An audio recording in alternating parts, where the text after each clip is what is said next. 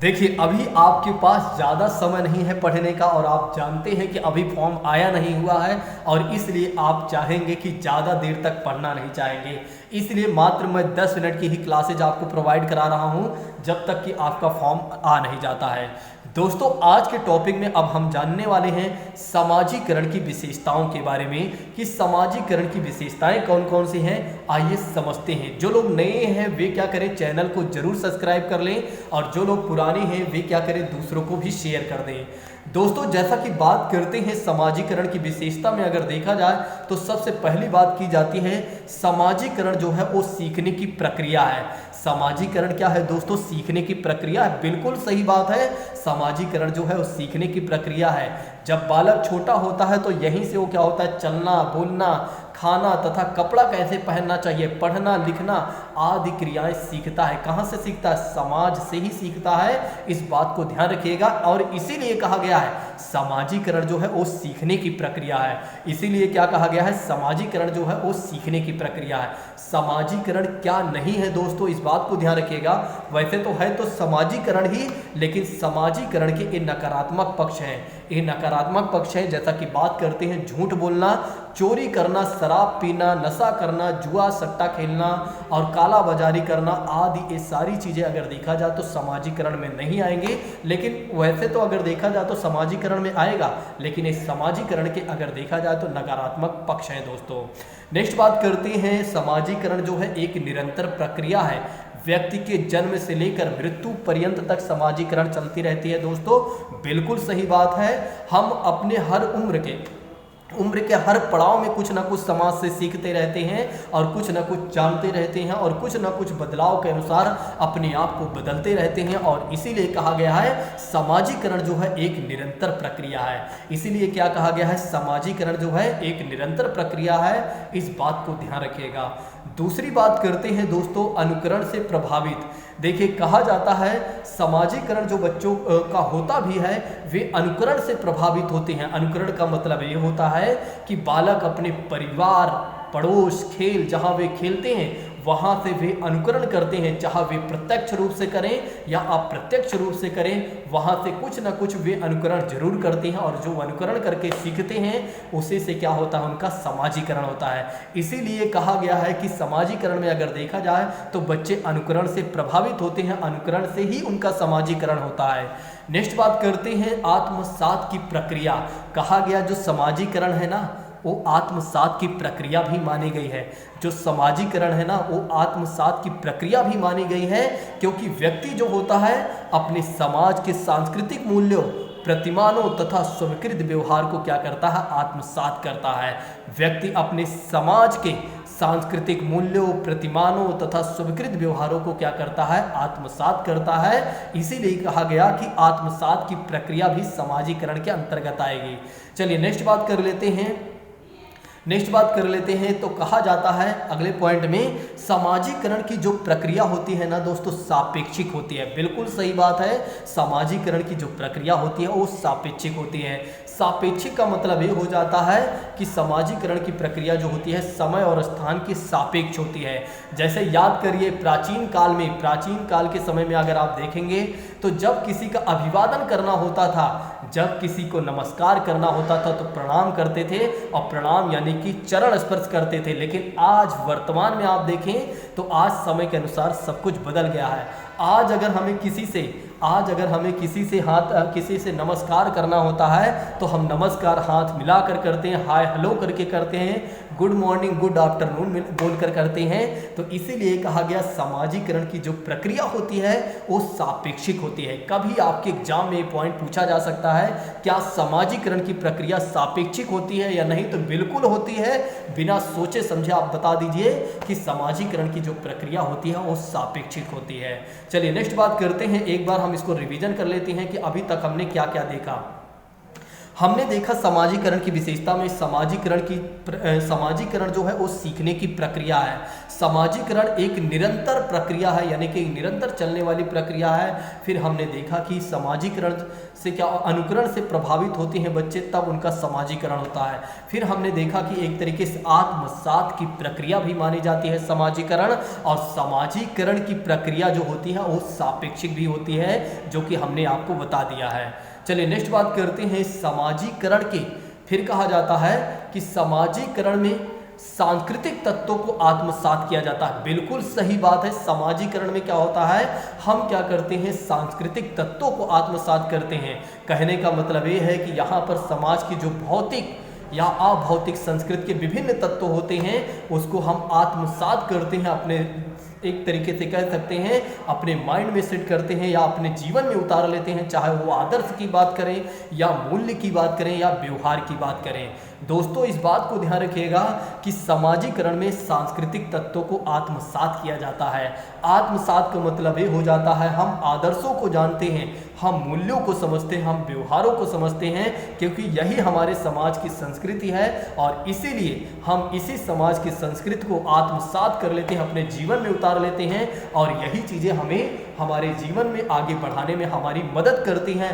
आदर्श, मूल्य, व्यवहार। नेक्स्ट बात करते हैं समाजीकरण की प्रक्रिया द्वारा क्या होता है, संस्कृति का हस्तांतरण होता है। बिल्कुल सही बात है। समाजीकरण की प्रक्रिया के द्वारा ही समाज संस्कृति का हस्तांतरण होता था। याद करिए, हमें नहीं पता था पूजा पाठ वगैरह, हमें नहीं पता था पूजा पाठ क्या होता है, रहना खाना पीना उठना बैठना, ये कुछ भी हमें नहीं पता था, बल्कि हमारे पापा ने बताया। और हमारे पापा को भी कहाँ कुछ पता था, हमारे पापा को उनके पापा ने बताया था, यानी कि हमारे दादा ने बताया था।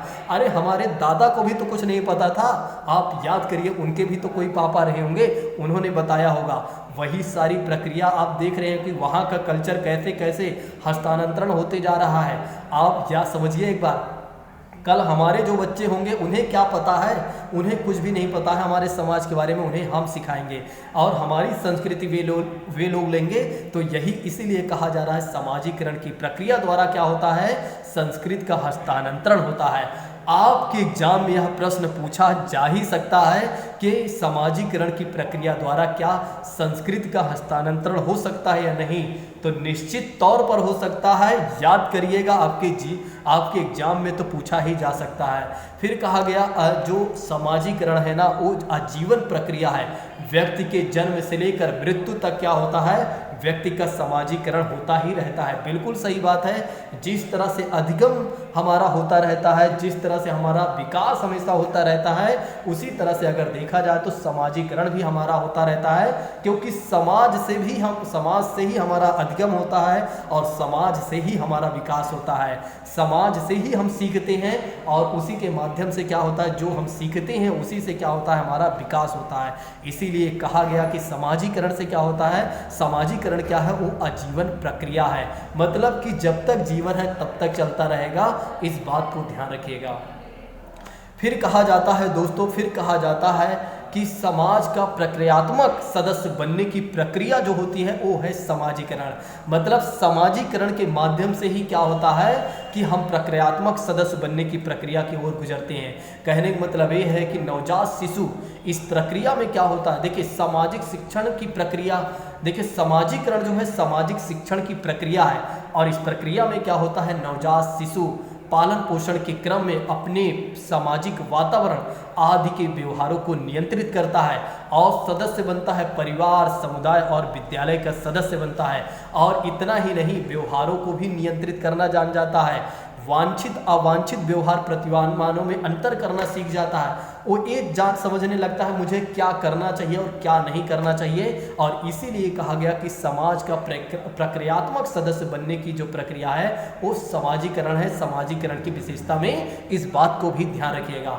समाजीकरण ही हमें सिखाती है दोस्तों, समाजीकरण ही हमें सिखाता है कि अनुकूलनशीलता, हमें अनुकूलनशीलता एडोप्टेशन करना सिखाता है। याद करिए, अभी मैंने आपको बताया था थोड़ी देर पहले उस क्लास में मैंने आपको बताया था कि भले ही किसी बच्चे का जन्म भारत में हुआ हो, भले ही किसी बच्चे का जन्म भारत में हुआ हो, लेकिन उस बच्चे को छोड़ दीजिए अमेरिका, उस बच्चे को छोड़ दीजिए चाइना, वो वहाँ के अनुसार अपने आप को अनुकूलित कर लेगा, वहाँ के अनुसार वो अपने आप को अनुकूलित कर लेगा, वहाँ के समाज के अनुसार क्या कर लेगा, अपने आप को अनुकूलित कर लेगा। भले ही चाइना के बच्चा हो, कितना भी बोले कि चाइना का व्यक्ति नहीं बदल सकता, उसे भारत तो लाइए एक बार, भारत के उत्तर प्रदेश में तो लाइए, गाली गलौज तक सीख जाएगा, यहाँ के समाजीकरण को सीख जाएगा। तो अनुकूलनशीलता, थोड़ा सा मजाक भी था, बाकी तो आप समझ ही गए होंगे। अनुकूलनशीलता की बात करते हैं, समाजीकरण ही वो सिखाती है बच्चों को, अनुकूलनशीलता सिखाती है कि कैसे हमें अपने आप को एडॉप्टेशन करना है, कहाँ पर।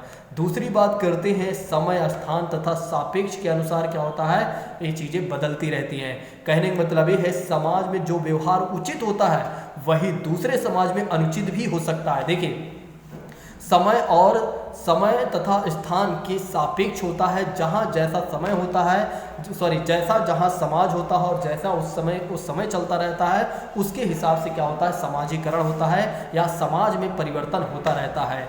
जैसा कि बात करते हैं, यहाँ हमने आपको बताया है दोस्तों, यहाँ पर हमने आपको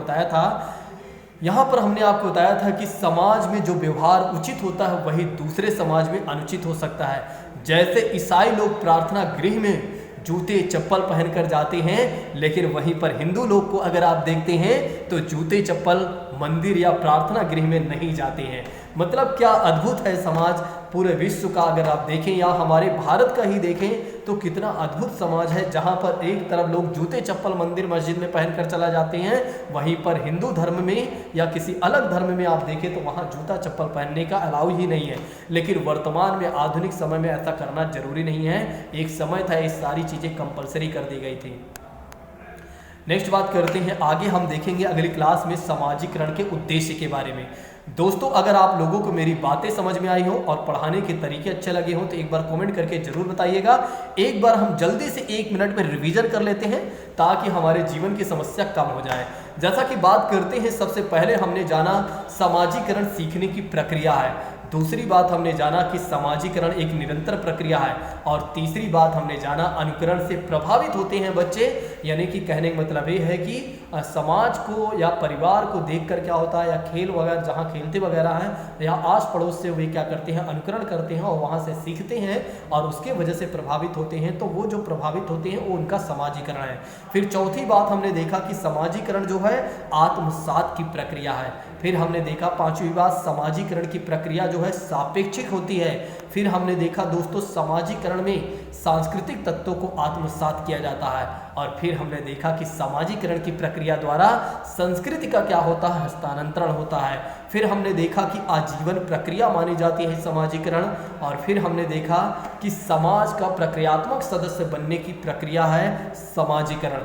समाजीकरण हमें ये भी सिखाते हैं या समाज हमें ये भी सिखाता है अनुकूलनशीलता के बारे में, तो ये भी समाजीकरण का ही एक पॉइंट है। समय तथा स्थान सापेक्ष भी होता है। दोस्तों, अगली क्लास में हम जानेंगे समाजीकरण के उद्देश्य के बारे में। तो अगली क्लास में हम जानेंगे समाजीकरण के उद्देश्य के बारे में। यदि आप लोगों को क्लास बेहतर लगी हो तो जाते जाते एक बार कमेंट करके आप जरूर जाइएगा। Thank you so much. जय हिंद दोस्तों, take care all of you.